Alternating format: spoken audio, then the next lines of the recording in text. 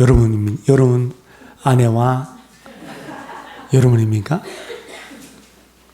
여러분 남편과 여러분입니까? 가장 안 어울리는 한 쌍은 하나님과 그의 백성입니다. 다시 말하면 하나님과 하나님의 백성인 나입니다. 언뜻 보기에는 정말 잘 어울릴 것 같지만 가만히 들여다보면 전혀 어울리지 않는 한 쌍입니다. 여러분 한번 생각해 보십시오. 하나님은 완전하십니다. 나는 완전하지 않습니다. 하나님은 거룩합니다. 나는 죄가 많습니다. 하나님은 위대하십니다. 나는 왜소합니다. 하나님은 능력이 많습니다. 나는 연약합니다. 하나님은 지혜가 많습니다. 나는 어리석습니다. 어떻게 하나님과 내가 짝이 될 수 있습니까? 어떻게 하나님과 내가 부부가 될 수 있습니까? 어울립니까? 그런데 놀랍게도 우리 하나님께서는 어울리지 않는 나와 결혼하겠다고 말씀합니다. 오늘 본문 19절입니다. 내가 너에게 장가들어 영원히 살되 공의와 정의와 은총과 긍휼이 여김으로 너에게 장가들며 진실함으로 너에게 장가들리니. 하나님께서 너 이스라엘 백성 선민인 나와 결혼해서 내가 너에게 장가 들겠다라고 몇 번 말씀하십니까? 19절 한 구절에 상반절인데요. 3번이나 나옵니다. 이것은 뭘 말합니까? 강조하는 거죠. 이것은 뭘 말합니까? 하나님의 강력한 의지를 말하는 거죠. 누가 뭐라고 그래도 나는 너와 결혼하겠다. 나는 너에게 장가 들겠다라고 하는 하나님의 강력한 의지를 엿볼 수 있는 구절입니다. 그러니까 하나님께서 나에게 장가드는 것, 하나님이 나와 결혼하는 것은 하나님의 의도였고 하나님의 생각이었고 하나님의 계획인 줄로 믿습니다. 그래서 16절 말씀에 여호와께서 이르시되 그날에 결혼하는 날입니다. 장가드는 날입니다. 그날에 네가 나를 뭐라고 부른다고요? 내 남편. 내자 빠지면 안 돼요. 내 남편이라 부르게 될 것이라는 거예요. 여기 남편이라는 단어가 오늘 설교 제목처럼 이시라고 하는 히브리어입니다. 여호와 이시. 여호와는 남편이시다. 여호와는 이스라엘의 남편일 뿐만 아니라 여호와는 새 이스라엘 교회의 남편일 뿐만 아니라 여호와는 오늘 저와 여러분 한 사람 한 사람의 내 남편인 줄로 믿습니다. 신약 성경에도 보면 예수님을 신랑이라고 그렇게 표현하고 있고 예수를 믿는 성도들 교회를 가리켜서 신부라고 표현하고 있습니다. 우리 옆에 있는 분들하고 인사하겠습니다. 당신은 거룩한 신부이십니다. 주님의 거룩한 신부이십니다. 당신은 주님의 거룩한 신부이십니다. 아니 목사님 나는 남자인데요? 딴소리 하지 마십시오. 우리 모두가 다 성을 초월해서 다 우리는 주님의 거룩한 신부인 줄로 믿습니다. 사랑하는 여러분, 그렇다면 우리가 믿고 의뢰하는 여호와 이시는 어떤 남편일까요? 첫째로 내가 우상 숭배할 때 질투하는 남편입니다. 하나님의 아내인 내가, 주님의 신부인 내가 좋은 남편인 하나님을 만나 결혼 생활을 하다가 하나님을 떠나서 내 남편을 떠나서 다른 신 우상을 따를 때 좋은 남편인 하나님은 어떻게 할까요? 여러분, 좋은 남편은 바람 피우는 아내를 보고 어떻게 할까요? 가만히 돌아오기만은 기다립니까? 아니죠. 우리 하나님도 가만히 돌아오길 기다리지 않습니다. 아내인 내가, 아내인 이스라엘이 우상을 따라가지 못하도록 적극적으로 행동을 하십니다. 그래서 호세아 1장 6절 7절 말씀, 오늘 범위는 1장부터 3장입니다. 호세아 1장 6절 7절 제가 읽을게요. 그러므로 내가 가시로 그 길을 막으며 담을 쌓아 그로 그 길을 찾지 못하게 하리니 그가 그 사랑하는 자를 따라갈지라도 미치지 못하며 그들을 찾을지라도 만나지 못할 것이라. 그제야 그가 이르기를 내가 본 남편에게로 돌아가리니 그때 내 형편이 지금보다 나았음이라 하리라. 하나님은 하나님의 아내인 이스라엘이 우상을 따라가는 길을 보고 있지를 못했습니다. 우상을 따라가는 그 길을 가지 못하도록 하나님께서 가시를 설치하고 담을 쌓아서 그 길을 가로막는 적극적인 행동을 하십니다. 즉 다시 말하면 우리가 하나님의 아닌 다른 신, 우상을 섬기지 못하도록 우리 인생길 가운데 온갖 장애물들을 하나님께서 놓는다라는 말입니다. 그래서 우리 인생길 앞에 하나님이 가로막은 가시와 담이라고 하는 그런 장애물이 놓이면 우리가 무슨 일을 해도 안 되는 거예요.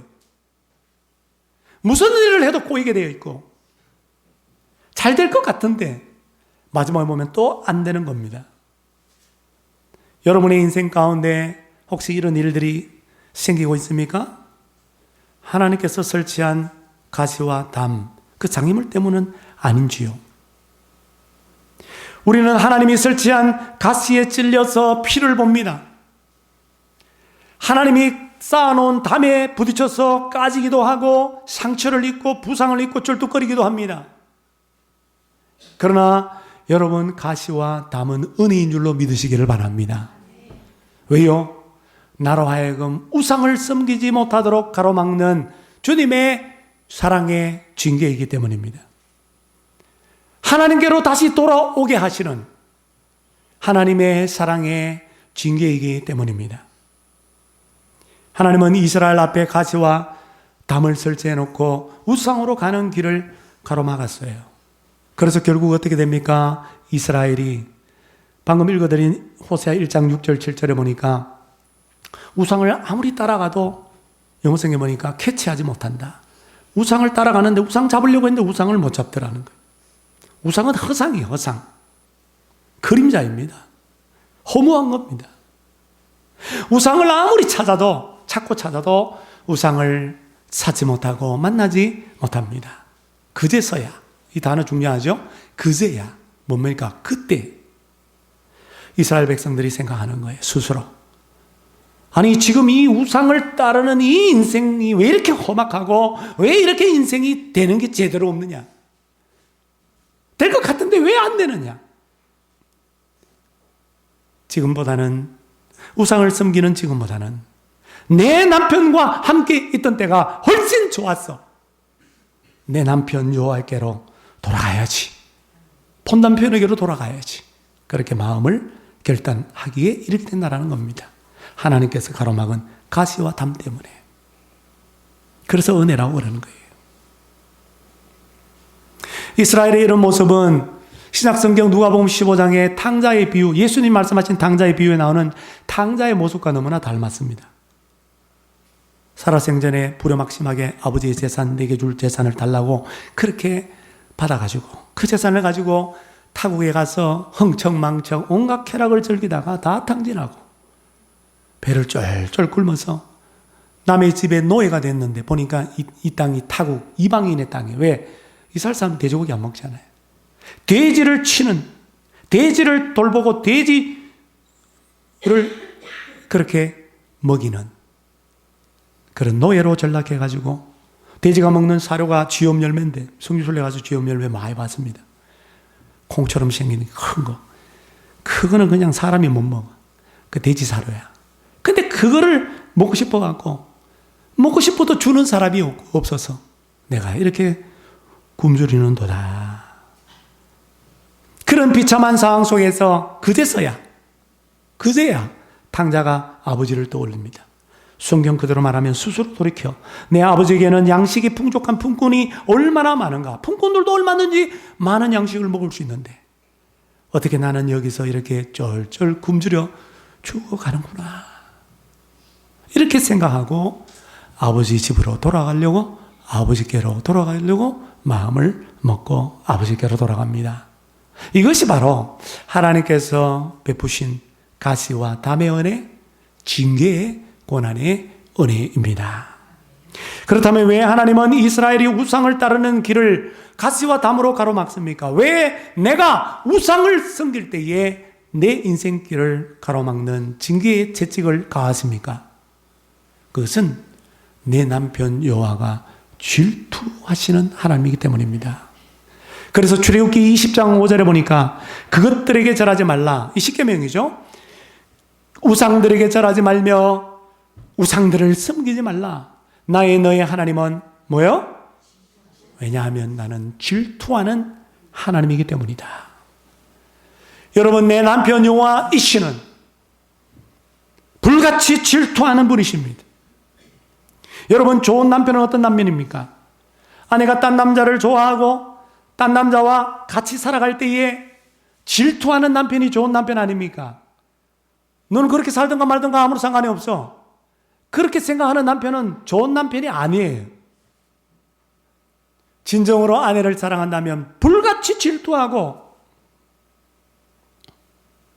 분노할 수밖에 없는 것입니다. 마찬가지로 하나님은 내가 우상 숭배할 때에, 내가 하나님이 아닌 우상을 따라갈 때에 그것을 보고 질투하시는, 불처럼 질투하시는 참 좋은 남편이십니다. 나를 불처럼 사랑하는 참 좋은 남편이 여호와이신 줄로 믿습니다. 그러므로 좋은 남편이 하나님께 내가 좋은 아내가 되기 위해서 어떻게 해야 될까요? 적용입니다. 하나님께서 나의 우상 숭배 때문에 불같이 질투하고 하나님이 나를 불같이 사랑하고 한다고 한다면 이 사실을 기억하고 내 안에 있는 나의 우상을, 여러분, 딴 남자를 완전히 부숴버려야 될 줄로 믿습니다. 그러기 위해서 먼저 내 안에 있는 우상, 하나님이 미워하시는, 싫어하시는 우상이 뭔가를 알아야 되는 거예요. 켈빈 밀러 목사님 돌아가셨는데 이분은 참 아주 귀한 사역자인데 너무 빨리 돌아가셨어요. 근데 이분이 쓴 책들이 베스트셀러잖아요. 근데 이분이 우상에 대해서 뭐라 하냐니까 전에도 한번 말씀드렸습니다. 우상이란 그것 없이 못 사는 것. 남편 없이 못 삽니까? 남편이 우상이에요. 돈 없이 못 살아요? 돈이 우상이에요. 건강 없이는 못 삽니까? 건강이 우상이에요. 오늘 말씀을 묵상하면서 이 호세아서를 통해서 우상이 뭔가? 우상이란 하나님과의 관계에 집중하지 못하게 하는 것입니다. 하나님과 친밀한 관계로, 하나님과 깊은 관계로 나아가지 못하게 가로막는 모든 것들이 다 우상이라는 것. 나 자신을 하나님보다도 더 쏟아붓게 만드는 것, 그것이 바로 우상입니다. 저와 여러분의 우상은 무엇입니까? 저와 여러분의 우상을 알려면 이렇게 하면 됩니다. 방법을 가르쳐 드릴게요. 일주일 동안 살면서, 우리 사순절 기간이니까 경건하게 보냅시다 그랬는데, 일주일 동안 매일 내가 시간과 재능과 돈을 어디에다가 사용하는지, 어떻게 사용하는지를 자세히 관찰해 보면 나의 우상이 뭔지를 알 수 있습니다. 나의 시간과 재능과 돈을 TV에서 파는 매끈매끈한 몸매를 위해서 사용하고 계십니까? 매끈한 몸매가 우상입니다. 잡지나 유튜브에 막 어리어리한 집들, 전원주택들, 막 그런 거 막 소개하는 거 막 보셨죠? 부동산 막 소개하는 거 보면서 내가 저 집을 사고 싶다, 막 이런 말이 막 마음이 들잖아요. 거기에다 시간을 쏟고 거기에다 돈을 투자하고 거기에다가 여러분의 재능을 쏟으면은 그 집이, 그 저택이, 여러분이 꿈꾸는 그 집이 우상이. 높은 지위로 승진하기를 위하여 돈을 쓰고 시간을 쓰고 재능을 씁니까? 그러면 높은 지위가, 승진이 우상이에요.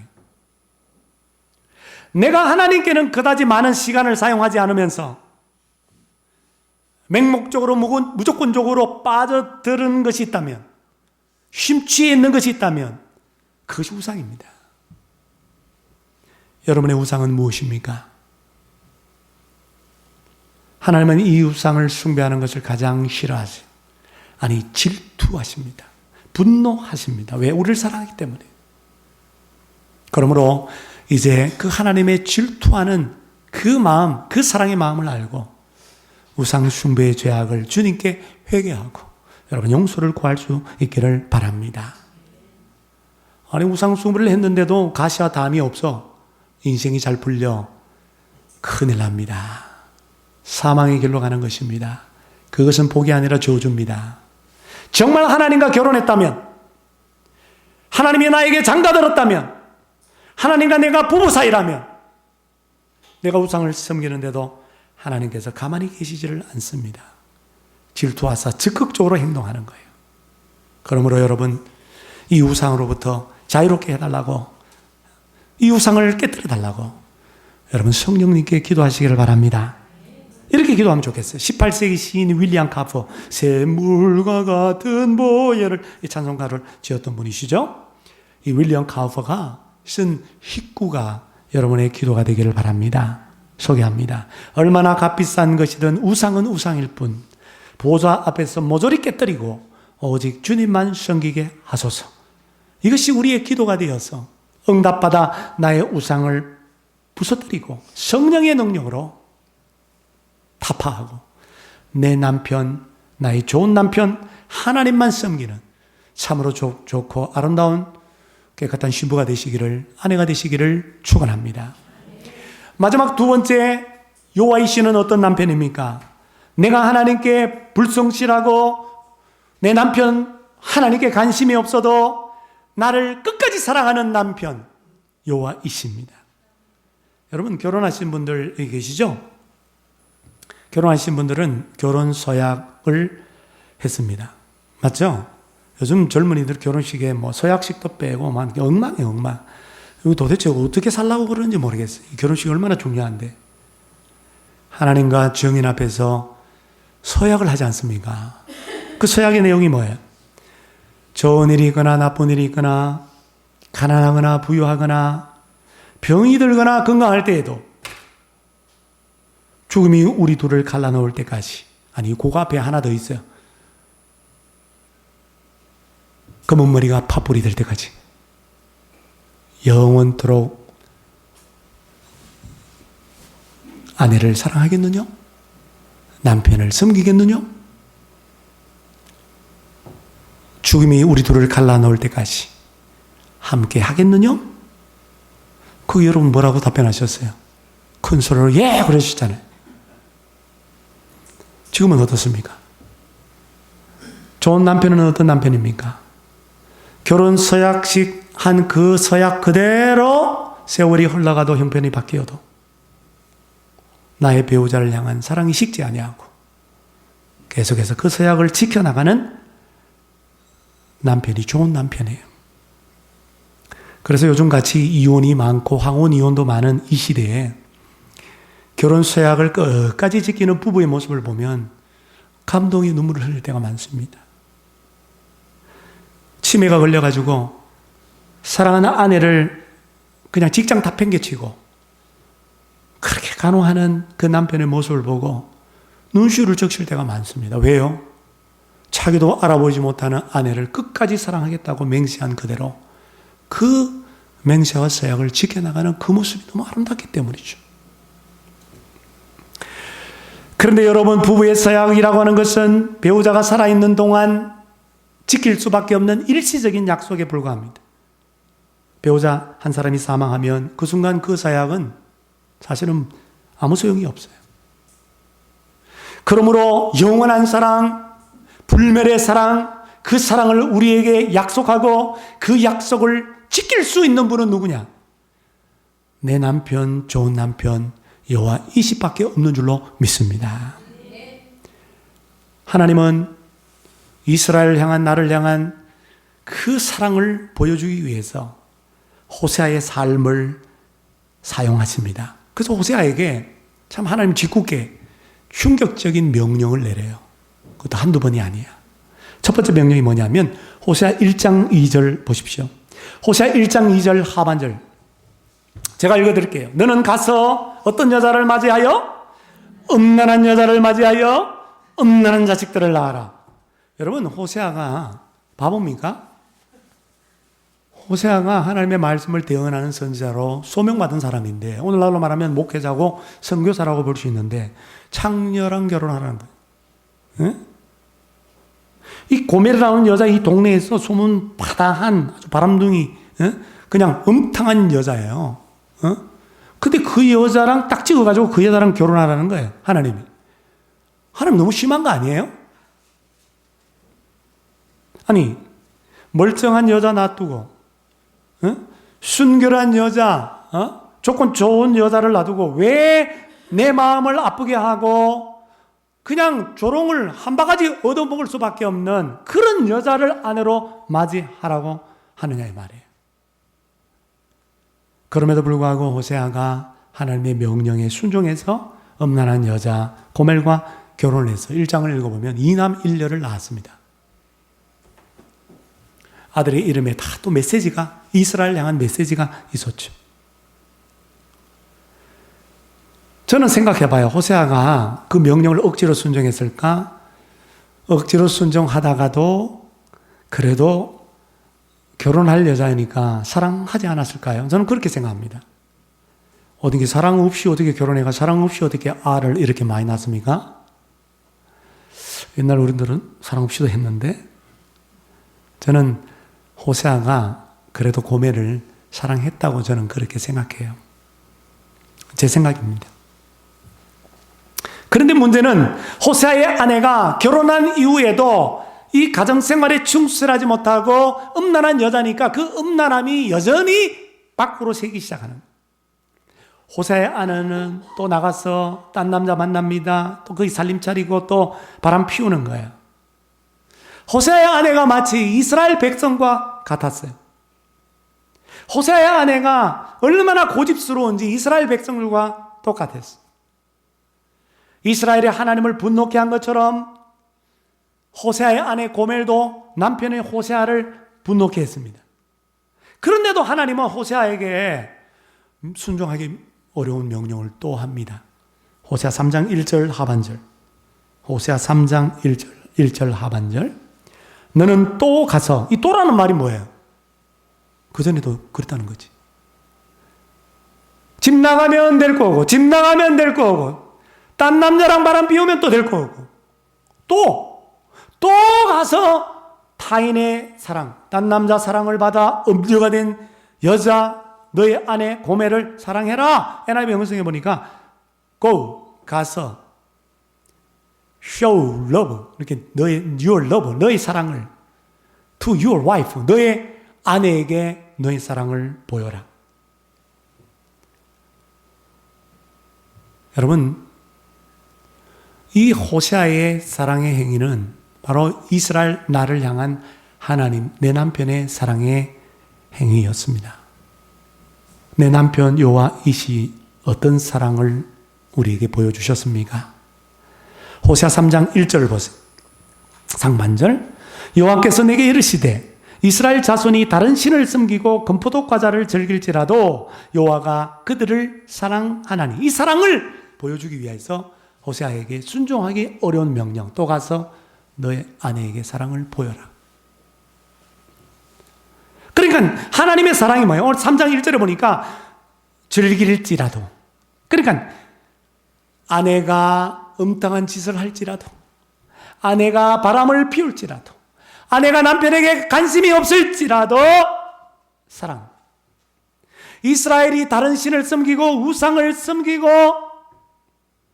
금포도 과자를 즐길지라도 여호와이시는 이스라엘을 사랑합니다.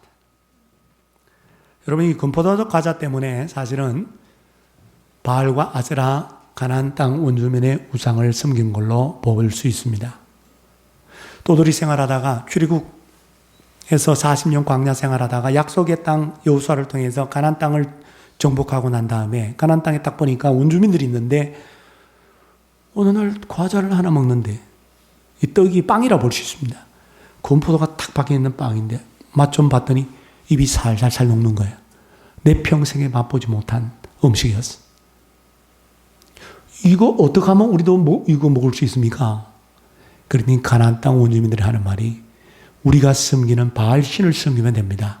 이 바알 신은 비를 내리는 신인데 비를 내리는 이 신을 섬겨야 농사가 잘 되고 그 농사를 통해서 기가 막힌 금포도 과자 먹을 수 있습니다. 눈이 휙 돌아간 거예요. 그래서 금포도 과자 먹으려고 풍족하고 파고 맛있게 살려고, 맛있게 먹고 살려고 풍요의 신, 수확의 신 바알을 섬겼던 겁니다. 그때 바람을 피운 거예요. 하나님을 섬긴다고 하면서. 그렇게 바람을 피울지라도 여호와의 신은 사랑하겠다는 거예요. 사랑하신다는 거예요. 마찬가지로 우리가 하나님 믿는다고 하면서도 이 땅에 살면서 하나님께 불성실할 때도 있습니다. 하나님께 관심이 없을 때 있다. 한 번도 생각도 안 하고 그냥 내가 원하는 대로 내 욕심대로 그렇게 살아가는 나임에도 불구하고 좋은 남편, 내 남편 여호와의 신은 나를 끝까지 사랑하고 계십니다. 그럼에도 불구하고 의 사랑, 그럴지라도 그렇게 할지라도의 사랑을 내게 베풀고 계십니다. 호세아가 하나님의 명령, 순종하기 어려운 명령에 순종합니다. 호세아 3장 2절에 보니까 내가 은 15개와 보리 한 호멜만으로 나를 위하여 그를 사고, 이 말씀을 통해서 알 수 있는 게 뭐냐면 지금 호세아의 부인인 고멜이 딴 남자의 그 아내가 되어 있는 게 아니라 지금 종이 되어 있고 노예가 되어 있다는 걸 의미합니다. 왜냐하면 몸값을 지불하고 사잖아. 그때 그 지불한 돈을 보면, 액수를 보면 이게 딱 율법에 나오는 그 당시 노예 몸값 똑같습니다. 왜냐하면 여기 보십시오. 그 당시에 그 종의 몸값은 은 30세겔입니다. 그리고 영어 성경에 보면 몇 개가 아니라 셰겔이라고 되어 있어요. 근데 은 15세겔 있죠? 거기다 플러스 보리 한 오멜 반이 은으로 환산하면 은 15세겔이에요. 그러니까 합치면 은 30세겔이야. 딱 정확하게 종의 몸값이야. 이 여자가 얼마나 몸을 함부로 굴리고 얼마나 엉망으로 살았는지 남의 집에 종이 된 거예요. 종이. 그래서 그 종에서 해방시키기 위해서 다시 아내로 맞이하기 위해서 값비싼 대가를 지불을 합니다. 그 지불한 돈 은 30세겔을 속전이라고 불러요. 속전. 해방시키기 위한 돈, 자유케 하기 위한 돈, 구원하기 위한 돈이라는 뜻입니다. 호세아가 속전을 지불하는 이 행위, 바람난 아내를 다시 아내로 맞이하기 위하여 지불하는 이 속전을 지불하는 이 행위, 이것은 이스라엘에게 그렇게 할지라도, 이스라엘이 그렇게 할지라도, 이스라엘이 바람을 피우고 우상을 숭배할지라도 여호와 이시의 사랑, 그럼에도 불구하고 바람을 피우며도 불구하고 여호와 이시의 사랑을 보여주기 위함이었습니다. 끊임없이 외도하는 아내를 끝까지 사랑하는 이 호세아의 모습은 하나님의 백성 이스라엘을 끝까지 사랑하는 하나님의 변치 않는 마음을 그대로 나타내 보여주었죠. 마찬가지로 죄와 사망의 종이었던 노였던 우리에게 그렇게 할지라도, 우리가 그렇게 할지라도의 하나님의 사랑, 우리가 죄와 사망의 종 노릇 함에도 불구하고 그럼에도 불구하고의 하나님의 사랑, 우리를 사랑하는, 우리를 하나님의 변치 않는 마음을 그대로 보여주신 분이 누구냐? 그분이 바로 예수 그리스도이십니다. 예수님은 종처럼 은 30세겔에 가룟유다에 의해서 팔려나갔고, 아무 죄가 없는 예수님은 십자가 위에서 온 인류의 죄를 다 뒤집어 쓰고 한 마리의 어린 양처럼 죄와 사망의 종인 우리를 해방시키기 위해서, 자유케 하기 위해서, 구원하기 위해서 친히 우리의 몸값을 지불하셨죠. 죄의 삭은 사망. 그래서 당신의 그 목숨을 십자가에 아낌없이 내어놓았던 것입니다. 그래서 예수 그리스도를 믿는 자마다 멸망하지 않고 영생을 얻게 되었고 사망에서 생명으로 옮겨지게 되는 것입니다.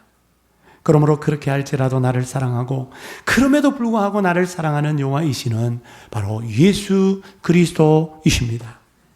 그래서 십자가에 달려 죽으신 예수님을 통해서 여호와이시의 사랑, 하나님의 사랑, 나를 향한 사랑을 발견했던, 또 그 사랑을 믿었던 사도 요한과 바울이 이렇게 고백하였습니다. 사랑은 여기 있으니 우리가 하나님을 사랑한 것 아니에요. 내가 먼저 하나님을 사랑한 것이 아니라 하나님이 나를 먼저 사랑하셔서 우리 죄를 속하기 위하여 화목제물로 그 아들을 보내셨습니다. 그래서 하나님을 사랑이다, 그렇게 정의를 내린 사도가 사도 요한입니다.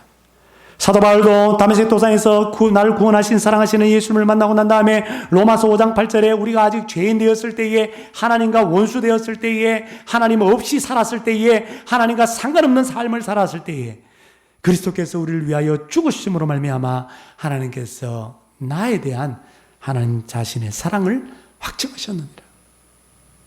놀랍게도 2000년 전 이 십자가 위에서 나타난 요한 이 씨의 사랑은 지금도 계속 우리에게 미치고 있습니다.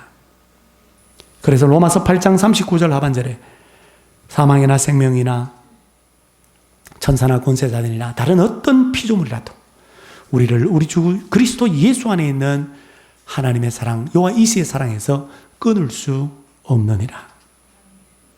여러분, 좋은 남편은 어떤 남편입니까? 아내가 어떠하든지, 아내가 무슨 짓을 하든지 그 아내를 끝까지 따라가서 또다시 자신의 사랑을 보여주고, 그걸로 안 되면 또 보여주고 또 보여주고, 그래서 성실하고 온전한 부부관계로 다시 돌아올 수 있도록 부르고 찾고 포기하지 않는 남편입니다. 요한 이 씨가 바로 그런 남편, 내 남편, 좋은 남편입니다. 그렇다면 좋은 남편인 하나님께 좋은 아내가 되기 위해서 나는 어떻게 해야 될까요? 두 번째 적용입니다. 호세아 3장 3절 상반절, 우리 다 같이 스크린에 나와 있는 구절을 읽겠습니다. 시작. 그에게 이르기를 너는 많은 날 동안 나와 함께 지내고 음행하지 말며 다른 남자를 따르지 말라. 나도 너에게 그리하리라 하였노라. 무슨 말입니까? 내가 어떠하든지 나를 변함없이 사랑하는 하나님처럼 너도, 신부인 너, 아내인 너도 남편인 나를 사랑하라라는 말입니다. 여기서 하나님의 사랑을 받은 나를 향한 여호와 이 씨의 소원을 보게 됩니다. 여러분, 하나님의 소원은 뭐냐? 오늘 아내인, 하나님의 아내인 저와 여러분들이 잘 먹고 잘 사는 게 아니에요. 남편의 소원은 딱 하나밖에 없어요. 뭔지 아십니까? 아내인 나와 친밀한 관계를 맺기를 원하십니다. 아내인 나와 깊은 관계까지 들어가기를 원하십니다. 내가 하나님과의 관계에 온전히 집중하기를 원하십니다. 내가 하나님의 사랑을 체험하기를 원하십니다. 내가 하나님을 알게 되기를 원하십니다. 내가 하나님에 대한 갈망이 점점 세월 지나면 지날수록 더 커지기를 원하십니다. 다른 어떤 것보다도 오직 하나님만을 원하는 그 원함과 바람이 더해지기를 내 남편 요한은 원하고 계십니다. 그렇기 때문에 하나님은 우리가 하나님과 상관없이 하나님을 만나지 못한 상태로, 하나님과 결혼의 언약을 맺지 못한 상태로 언약 밖에서 교회 예배당만 왔다 갔다 하는 사람을 아주 싫어합니다. 하나님은 우리가 하나님과 결혼했음에도 불구하고 하나님과 멀찍이 떨어져 가지고 소원한 관계로, 그러면서도 아무런 문제 없는 것처럼 그렇게 만족하며 안주하며 살아가는 것을 너무너무 싫어하십니다. 부부가 다 같은 부부가 아니잖아요. 한 입을 덮고 잔다고 부부입니까? 진짜 부부는 어떤 부부입니까? 뜨겁게 사랑하는 거예요. 배우자를 더 많이 알아가는 거예요. 사랑을 경험하는 거예요. 우리 내 남편 하나님도 마찬가지입니다. 노인과 바다 무기여 자리거라 누구를 위하여 종을 울리나의 저자, 노벨 문학상까지 받은 어니스트 해밍웨이를 들어보셨을 것입니다. 이분이 쓴 소설에 보면 전쟁 이야기가 많이 나오는데 그 이유는 그가 전쟁에 많이 참여했기 때문입니다. 세계 1차 대전, 2차 대전 참전했고 스페인 내전까지 참전했고 전쟁의 비극을 경험한 사람이기 때문에 전쟁을 배경으로 한 소설을 많이 썼습니다. 전쟁 소설 가운데 세계의 수도라고 하는 소설이 있는데 그 내용이 이렇습니다. 스페인 내전 중에 어느 가정에 외아들이 있었는데 이 외아들이 실수로 아버지께 큰 잘못을 저질렀나 봐요. 죄를 지은 거죠. 근데 아버지가 이 사실을 알고 아들을 불러놓고 하나밖에 없는 아들한테 화를 내면서 심한 욕설을 퍼부었습니다. 이 어린 마음에 이 아들이 아버지의 욕설을 듣고 책망을 듣고 상처를 받아서 그날부로 바로 집을 뛰쳐나갑니다. 가출을 했습니다.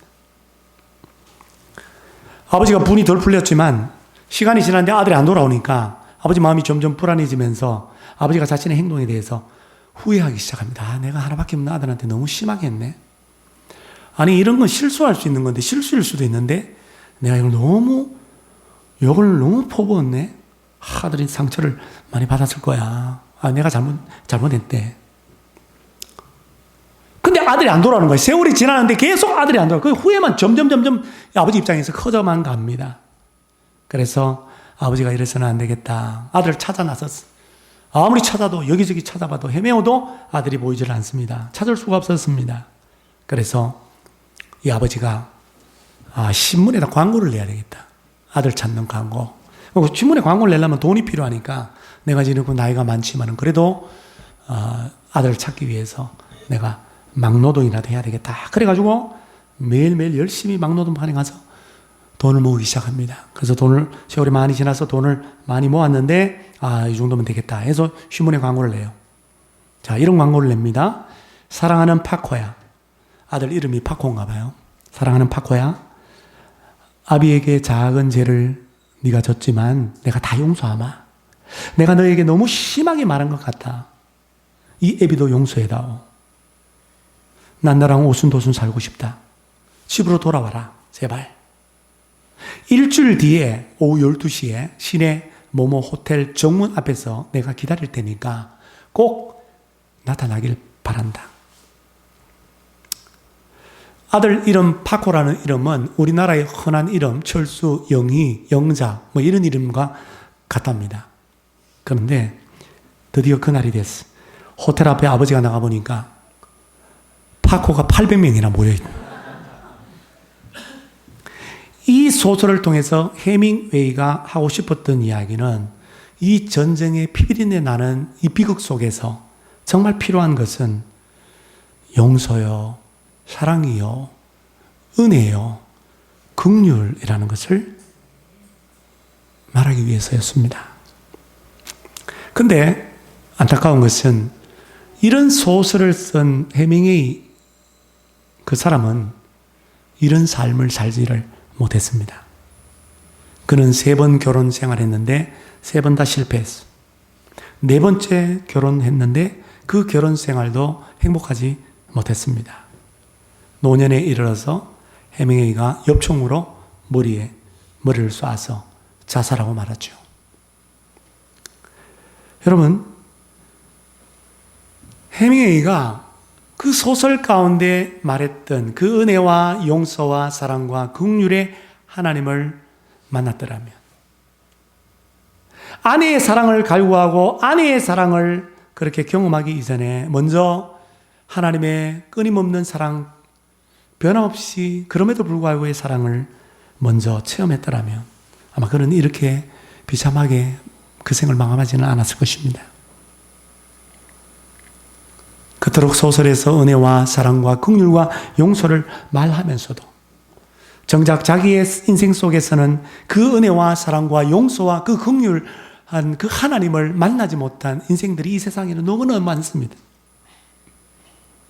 사랑하는 여러분, 내가 하나님께 불성실할 수 있어요. 내 남편이지만 하나님께 관심이 없을 수도 있어요. 하나님의 마음을 헤아리지 못하고 내 마음대로, 내 뜻대로, 내 욕망 따라 그렇게 굴리며 살 수도 있습니다. 그러나 그것과는 상관없이 하나님은 여전히 내 남편은 나를 사랑하고 계신다는 사실. 여러분, 이 사랑을 체험하셨습니까? 경험하셨습니까? 그 사랑을 체험하지 못했다고 한다면, 하나님과 상관없이 살아가면서도, 하나님과 멀찍이 떨어진 그 관계 가운데서도 하나님에 대해서 어떤 기대도 하지 아니하고 하나님의 사랑을 체험하지 못한 그 상태 그대로도 만족하면서 안주하며 그렇게 살아가서는 안 된다라는 겁니다. 나의 고집의 울타리, 나의 이 자의 울타리를 걷어내고 하나님에 대한 사랑을 갈망하고 하나님을 나는 필요로 합니다. 그렇게 정직하게 인정할 수 있기를 바랍니다. 내가 그 어떤 것보다 이 세상 그 누구보다도 나는 하나님 당신 한 분만을 원합니다. 그렇게 여러분 고백할 수 있기를 바랍니다. 그리고 하나님의 신실하시고 영원하신 사랑, 그 사랑에 나의 영혼을 활짝 열게 해달라고 그렇게 기도하셔서 부디 하나님의 사랑을 체험할 수 있는 여러분이 되시기를 바랍니다. 만약 하나님의 사랑을 체험하신 분이 계시다면 여러분 하나님의 아내로서 합당한 반응을 보이시기를 바랍니다. 좋은 아내는 남편 사랑을 무조건적인 사랑과 용서를 받으면 가만히 있질 않아요. 그 남편의 사랑에 합당한 반응을 잘 보이는 아내가 참 좋은 아내입니다. 우리가 하나님의 아내로서 하나님의 그 사랑을 체험했다고 한다면, 그 사랑을 우리가 안다고 한다면 우리는 어떻게 반응해야 될까요? 먼저 늘 변함없이 나를 사랑하시는 하나님의 그 사랑을 찬양해야 할 줄로 믿습니다. 그리고 하나님께 늘 불성실하고 하나님 믿는다고 하면서도 하나님의 말씀에 순종하지 못하고 하나님 마음을 아프게 하고 하나님께 감신도 일도 없었던 내 모습에 그럼에도 불구하고 그럴지라도 나를 여전히 사랑하시는 그 하나님께 여러분 감사하시기를 바랍니다. 그리고 내가 하나님께 불성실하고 무관심한 것이 있다면 그것에 대해서 하나님 앞에 그 죄를 용서해달라고 구하시고 하나님께서 진정 원하시는 친밀하고 깊은 그 부부의 관계까지 들어갈 수 있기를 바라는 마음으로 하나님에 대한 갈망이 더해지게 하여 주옵소서. 하나님만 바라는 그 바람이 더 커지게 하여 주시옵소서. 그렇게 기도하셔서 아삽처럼 하나님께 가까이 하는 것이 내게 복입니다. 그렇게 고백하고 그 복을 누리고 아직 그 복을 알지 못하는 하나님 사랑 체험하지 못한 많은 사람들에게 그 복을 전해주는 참으로 하나님의 좋은 아내 저와 여러분 되시기를 주님의 이름으로 축원합니다. 마음속에 어려움이 있을 때 우리가 이 말씀을